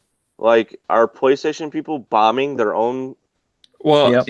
you got to look at this kinda too, are. though. Like this has been going on with sports games for a long time. Not even just this game. Like, and I think one thing is a lot of people are like playing this game for the first time, right? Because it's in Game Pass, and they're are right to make some assumptions. There definitely is people review bombing it and stuff, but that goes also with all exclusive games get review bombed. And the other thing is all sports games get review bombed because players are very fickle, especially sports gamers. And like, go look at Madden's review score, a user score, and go look at some of these other third-party sports games user scores. They're just absolutely. But I mean, crazy obviously, this is different because you said exclusive games, right? And like the previous scores were 9s and whatever. This is just different. Critic review scores, but user scores, they were, even those games are getting like. But they still get to play this game. That's the problem. Like right, but I'm talking about even third-party published games. Right. Like, I mean, they get review bombed. I think Madden's kind of a terrible example because it's been going downhill for a very long time. So people, there's no innovation with Madden because they're. Well, even 2K, the 2K's user scores are horrible. 2K basketball. Yeah, because there's no competition anymore, so they just go with the status quo. But the thing is with this baseball game is that like, it's not like nobody's can't play this game now. I mean, it'd be different. Mm-hmm. It'd be different if like, I mean, you saw it, right? I mean, like the review scores were in the 9s, user scores were in the 9s, and this one, the only difference is that now it's on Xbox and now people are review bombing. And it's not even just users. It's, like you just said, it's critics too. Like critics who it's really funny. This is one guy, I guess the Forbes guy. Yeah. He reviewed the previous year and this year and said there was like improvements in this year, and he rated it like way lower. Yeah. So that's what I'm talking about as far as it's the same game as it was when it was in the 90s, right? That doesn't make it sense to lower the score that much, basically. There's a difference between critic review scores and user review scores, right? Whereas the critics are kind of doing it, which is one good example of 3-Bit just gave. Users are doing it to even more of an extreme, but I don't know if it's just because of that. I think it's just because it's a sports game and people do this every year with sports games. It's you can just look back every single year. It's even like if you go back to MLB 20, even it has like a low user review scores. What is it? Let me go look it up real quick. I thought you were looking it up right there. I was looking at the show 21. I think what Mama is saying in the chat, she wants Midway to teach her how to play American baseball.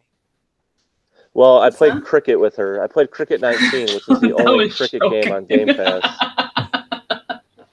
That game didn't last long. I didn't realize it.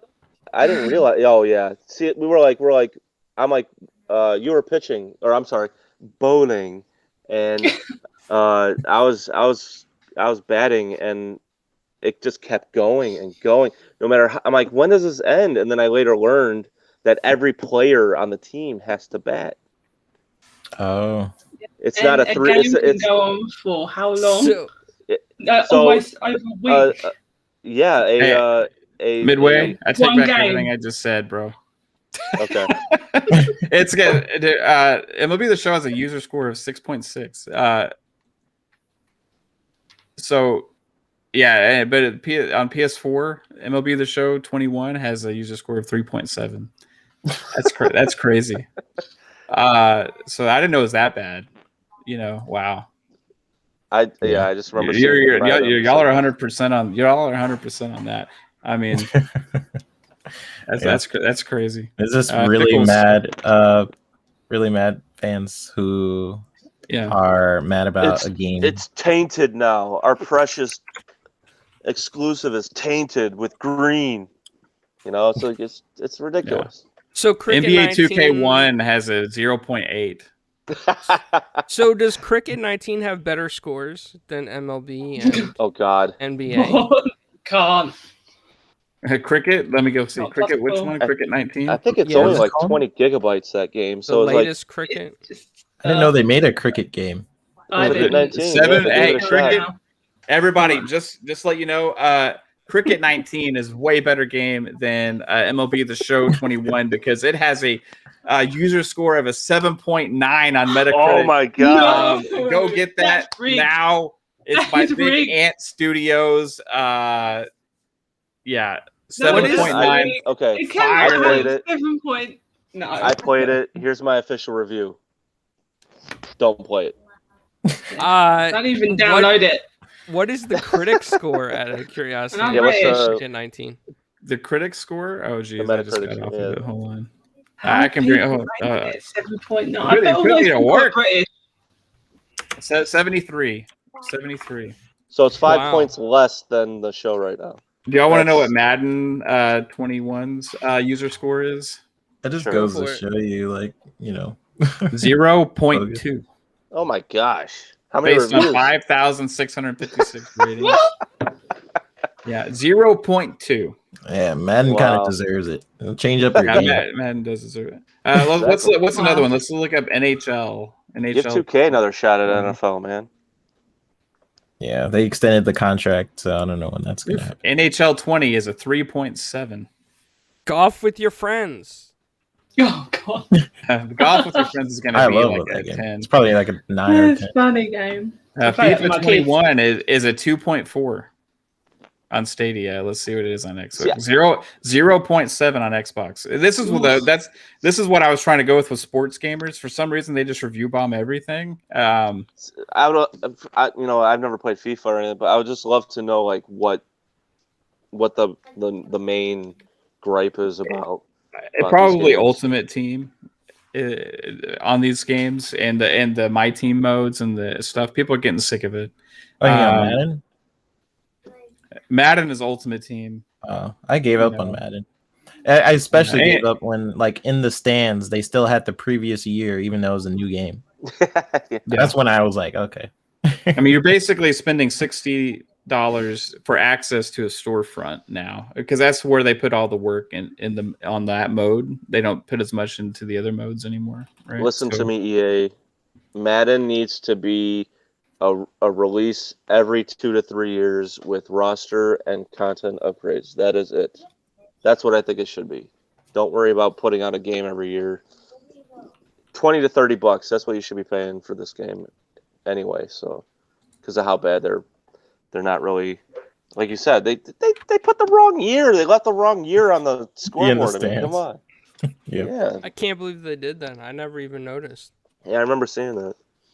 Did they ever do Oh, an that's update patch? specific. They better. Let's golf with your friends. I'm sorry. Golf with your friends. PC game 2016. 6.5 user score. Wow. PS4, it has a 6.2 user score. And 4.9 on Xbox. Wow. Well, it looks like Xbox isn't the version to get it. I guess more people played it on there because it was a 4.5 patch. on Switch. They just didn't like. Yeah, I don't know. I It's know only we're- based on 19 ratings, though. So Okay, It's so not we good. can still It's not good. get it up there then if we all go vote. Yeah. And give it like, 5 stars, 10 stars, whatever. And guys, just so you know, these scores matter because Metacritic is the final say on Yes, it is. quality. Yes. So make sure that you definitely look at those scores on Metacritic before you make any purchasing decisions or decide to try a game, because it is very accurate. If you can't tell the sarcasm in my voice right now. Well, Indy, Yeah. if your internet dropped, you would have learned that cricket has a higher score than some of the other sports games. And it's only 5 points below MLB The Show. So I I know, cricket we're is talking very big about popular. Metacritic, but it's all about personal preference. Play what you want.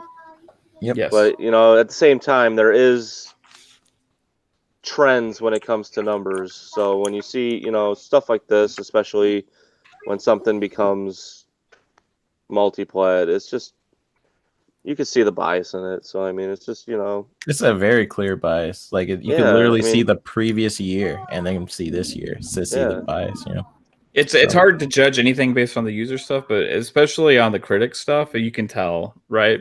That's where I think it stands out more, because people think that critics don't have biases or aren't supposed to have biases. It's human nature to have a preferred platform.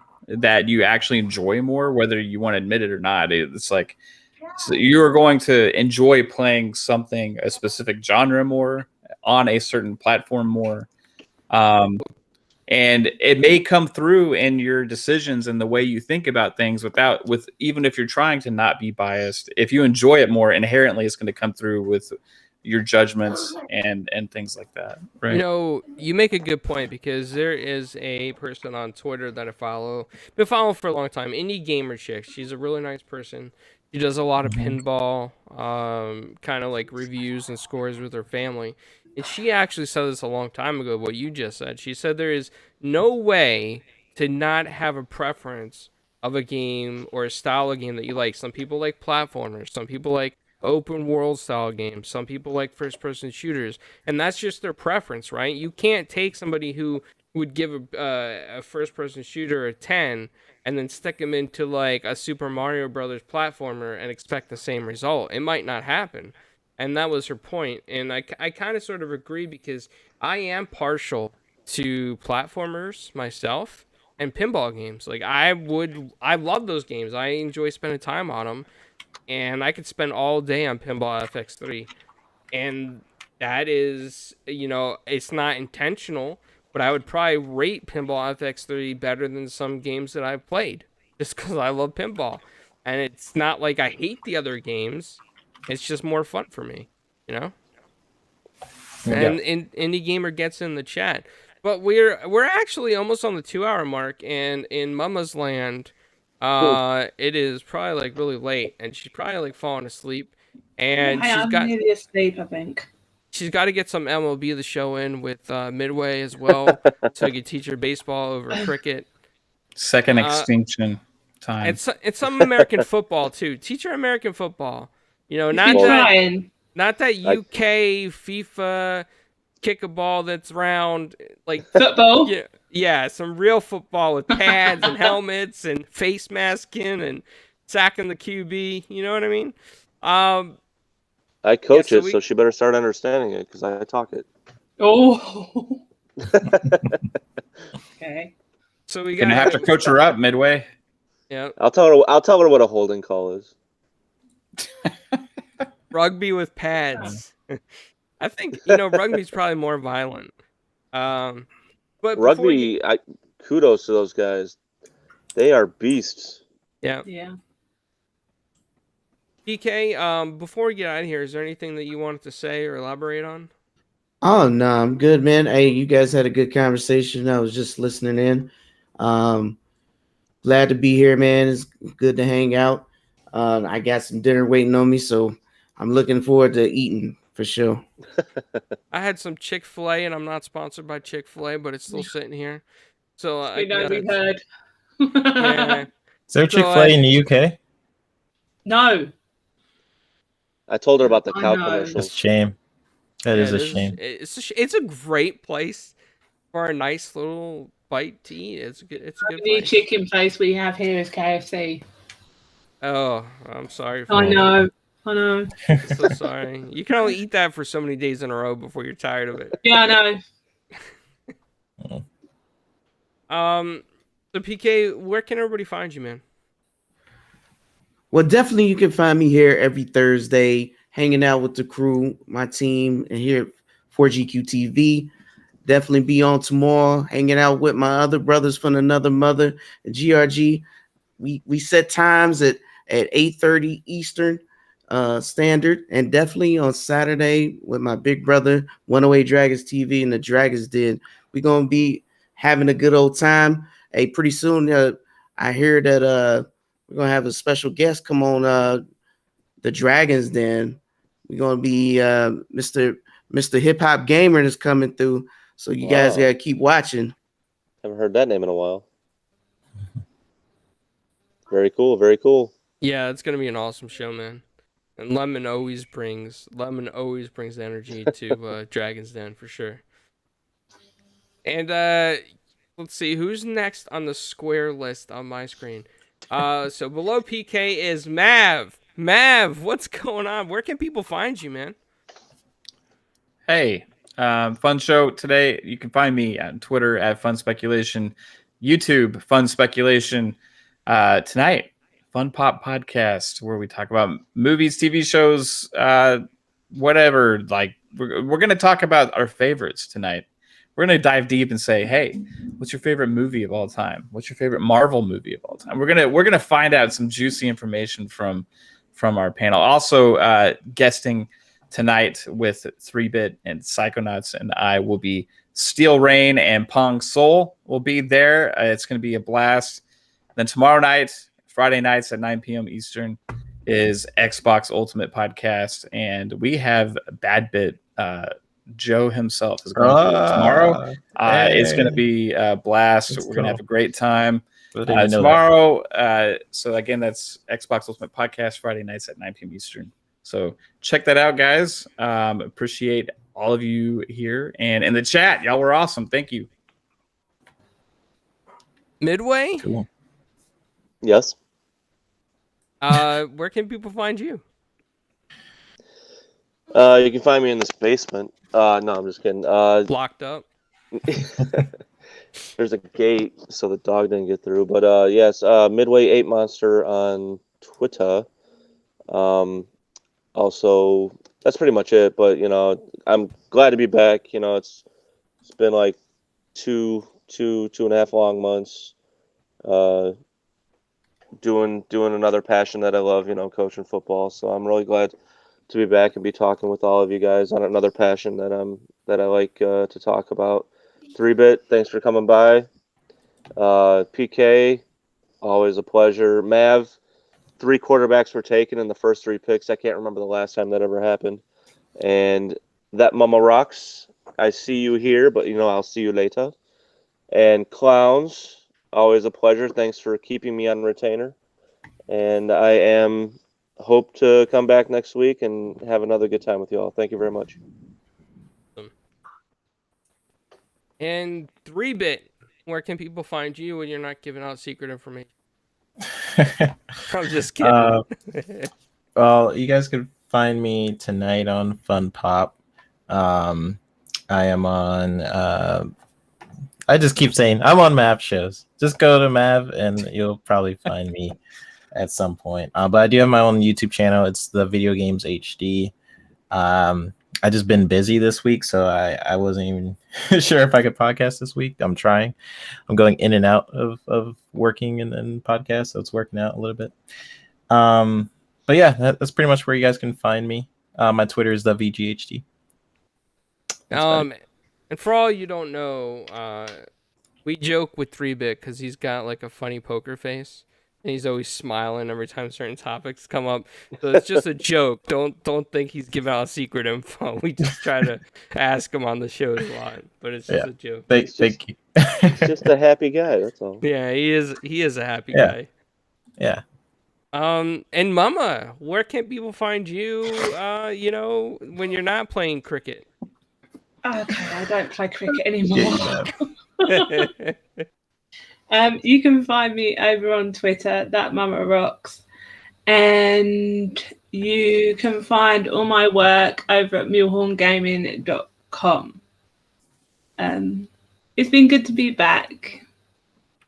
Awesome. So I haven't got much more energy left. Hey, that's okay. I'm gradually going. She's just gonna fall backwards. I am. I'm gonna fall like that.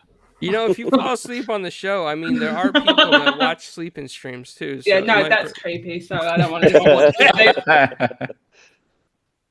Well, everybody can find me at Italian Clowns on all social media at 4GWQ Podcast. We actually did get a sponsorship offer from Wondershare Femora 10, which I'm in talks with right now. Part of the sponsorship is that we would do pre-roll ads and they would give out a key to a fan of the show. So we're kind of like in talks with that. We do have some interviews coming up. We have Steve Pugh, who's worked on Marvel Comics, Dark Horse Comics. He's done some of the Marvel zombie stuff. He's an excellent artist, man. Really cool stuff. That's a good series. Yeah. You probably know him, 3-Bit. You know everybody at Marvel. He's got him like in your Rolodex there. No, I don't know him. I haven't had the pleasure of meeting him. Well, he's a really cool guy. His work speaks for itself. Then we have Erin Fitzgerald coming on. She was on Ed, and Eddie, so that's going to be exciting.